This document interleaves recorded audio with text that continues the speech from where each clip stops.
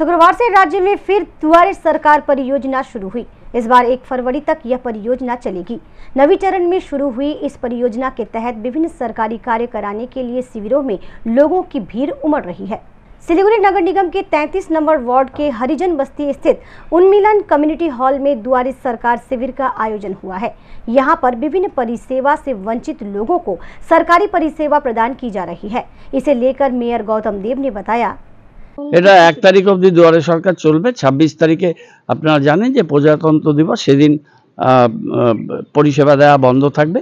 এখানে মোট 37টি বিষয়ে রাজ্য সরকারের যে সোশ্যাল সিকিউরিটির যে কর্মসূচি, সেগুলো আজকে থেকে এখানে পরিষেবা দেওয়া হবে এবং এরকম 5টা জায়গাতে এই প্রোগ্রামটা হচ্ছে এবং এছাড়াও আমাদের প্রত্যেকটা ওয়ার্ডেও আমাদের মোবাইল ভ্যান সেখানে পরিষেবা হবে।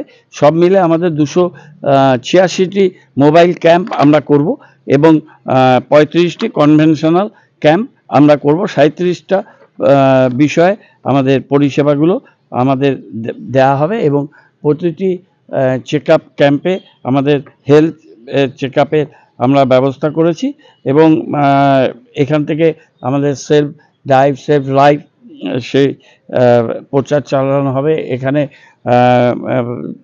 প্রসূতি মায়েরা কোনো প্রোগ্রামে আসলে তাদের ফিডিংয়ের জন্য বাচ্চাদের এবং গর্ভবতী মহিলা, বয়স্ক মহিলা, তাদের আমরা এখানে বসার সুবন্দোবস্ত আছে এবং এই ক্যাম্পে তথ্য সংস্কৃতির উদ্যোগে আমরা হয়তো এক দিন এখানে কিছু কালচারাল প্রোগ্रामও আমরা এর মধ্যে।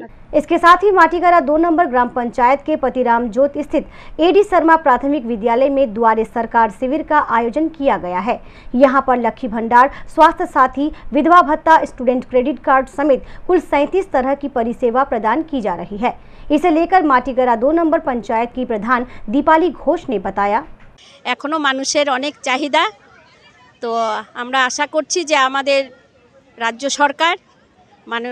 সরকারের মুখ্যমন্ত্রী মাননীয় মমতা ব্যানার্জি, উনি প্রত্যেকটা মানুষের ঘরে ওনার প্রকল্প পৌঁছে দিতে চান।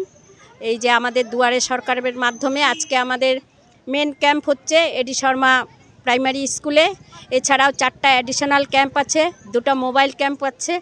আমরা মানুষের দুয়ারে দুয়ারে পৌঁছে যেতে চাচ্ছি। প্রত্যেকটা মানুষ আমাদের সরকারের প্রকল্প পাক, যেন একজনও এই প্রকল্পগুলো থেকে বঞ্চিত না থাকে।